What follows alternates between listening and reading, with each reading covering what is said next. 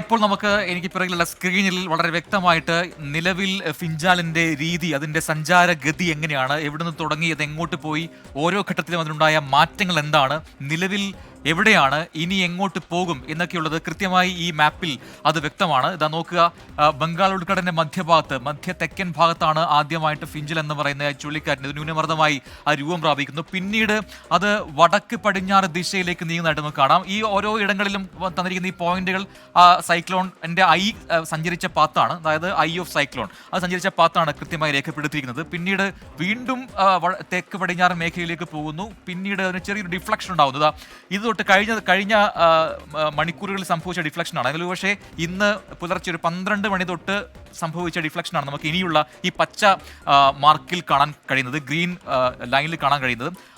അവിടുന്ന് പിന്നീട് വീണ്ടും ഇടത്തോട്, അതായത് പടിഞ്ഞാറ് ഭാഗത്തേക്ക് പൂർണ്ണമായിട്ട് വന്നു. ഈ തെക്ക് പടിഞ്ഞാറൻ എന്ന് പറയുന്ന ആ ഒരു ഗതി മാറി ആ ദിശയിൽ നിന്നും അത് വ്യതിചലിച്ച് പിന്നീട് പടിഞ്ഞാറ് ഭാഗത്തേക്ക് വരുന്നതായിട്ട് കാണാം.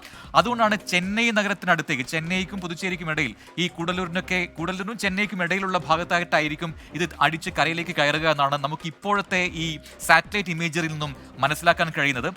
ഇപ്പോഴുള്ള സൈക്ലോണിന്റെ ആയുധ കൃത്യമായിട്ട് ഇവിടെ ഈ വൈറ്റ് മാർക്കിൽ രേഖപ്പെടുത്തിയിട്ടുണ്ട്. വൈറ്റ് മാർക്കിലാണ് രേഖപ്പെടുത്തിയിരിക്കുന്നത്. അവിടെ കൃത്യമായിട്ടത് അതാണ് സൈക്ലോണിന്റെ ഐ എന്ന് പറയുന്നത്. അതിന് ചുറ്റുമുള്ള ഭാഗങ്ങളിലൊക്കെ തന്നെ ശക്തമായ കാറ്റ് വീശുന്നുണ്ട്.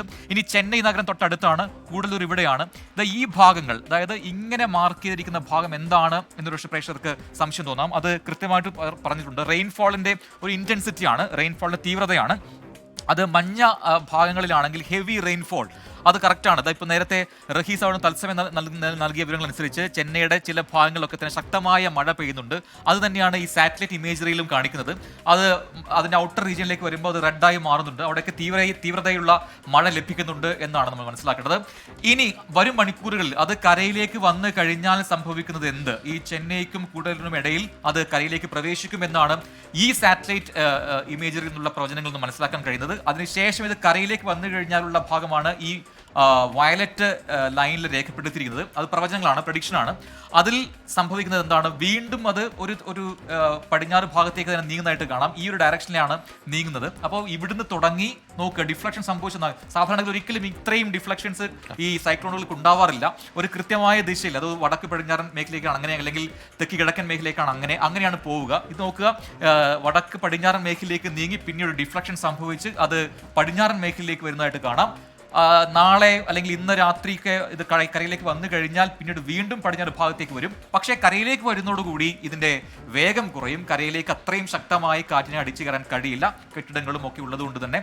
അതുകൊണ്ട് തന്നെ ഇതിന്റെ വേഗം കുറഞ്ഞ് ദുർബലമായി മാറും. പക്ഷേ തണുത്ത കാറ്റ് ഈ ഭാഗങ്ങളിലേക്ക് വീശും. കേരളത്തിന്റെയും തമിഴ്നാടിന്റെയും അതിർത്തിയായ ഈ ഭാഗങ്ങളിൽ നമുക്ക് ഇവിടെ പശ്ചിമഘട്ട നിരകളുണ്ട്. ഇവിടെ തട്ടി ഈ കാറ്റ് തട്ടി ഈ രണ്ട് ഭാഗങ്ങളിലും മഴയുണ്ടാകും. ഇവിടെയൊക്കെ മഴയുണ്ടാകും എന്നാണ് ഇപ്പോഴത്തെ പ്രവചനം. ഇതാണ് സംഭവിക്കാൻ പോകുന്നത്. അതായത് ഈ സൈക്ലോൺ ഇവിടെ നിന്ന് ആരംഭിച്ച് അതിൻ്റെ സഞ്ചാരഗതി ഈ രീതിയിൽ പോയ ശേഷം പിന്നീട് പടിഞ്ഞാറ് ഭാഗത്തേക്ക് നീങ്ങി കരയിലേക്ക് വന്നു കഴിഞ്ഞാൽ അത് ദുർബലമായി പോകും. ഇതാണ് ഇപ്പോഴത്തെ പ്രവചനങ്ങൾ അനുസരിച്ച് സംഭവിക്കാൻ പോകുന്നത് ഫിഞ്ചലിന്. ഉമേഷ്, പ്രജൻ ശ്രീകണ്ഠനാണ് വിവരങ്ങൾ നൽകി.